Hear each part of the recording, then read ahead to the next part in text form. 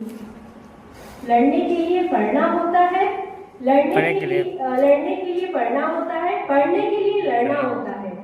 किताबें तो बहुत सी पढ़ी होगी तुमने, किताबें तो बहुत सी पढ़ी होगी तुमने, हक और अधिकार जानने के लिए संविधान पढ़ना होगा।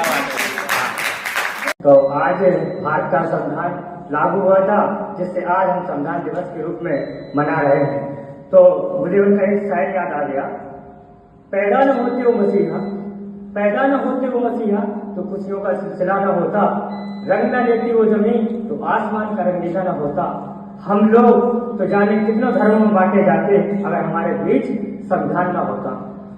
समानता, स्वतंत्रता, विविधता का अधिकार हमें जो पढ़ने और लिखने आगे मार्गदर्शन के दिशा निर्देश मिले, वो संविधान एक ऐसी शक्ति है जिसे हम अपने अधिकारों की लड़ाई इस संविधान के अनुच्छेद से लड़ सकते हैं।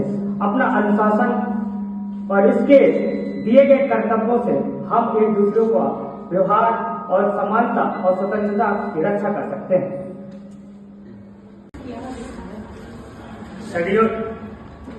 सदियों पर घर नहीं बनाए हमने, समुद्रों की लहरों से खुदाई रखी है। ये ताज हमें बड़ी विरासत से मिला है, क्योंकि हमने कोशिश निरंतर जारी रखी है।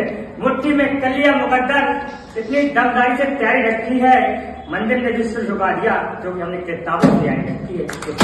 क्या बात है।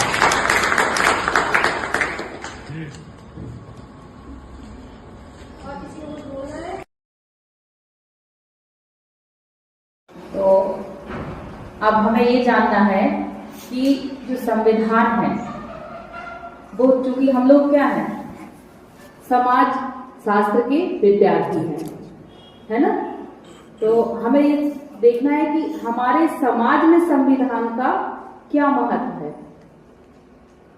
सबसे पहले तो यही ना, क्योंकि हम जिस चीज के विद्यार्थी होते हैं उस चीज के बारे में भी जानना है। तो आज की न्यूज़पेपर में हमने एक चीज देखी थी, जो अपने 16 संस्कार होते सबने पढ़े होंगे, है ना, 16 संस्कार हैं, उनमें संविधान जो है कहाँ हमने छूट दी है।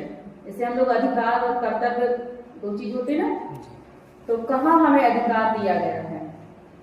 तो जो हमारे 16 संस्कार हैं जीवन से लेकर मृत्यु तक, उसमें भी संविधान ने हमें अधिकार दिए हैं। तो हम केवल ये नहीं कि संविधान दूसरे, अभी हम केवल सोशियोलॉजी के 16 संस्कारों की बात करते हैं केवल, ठीक है।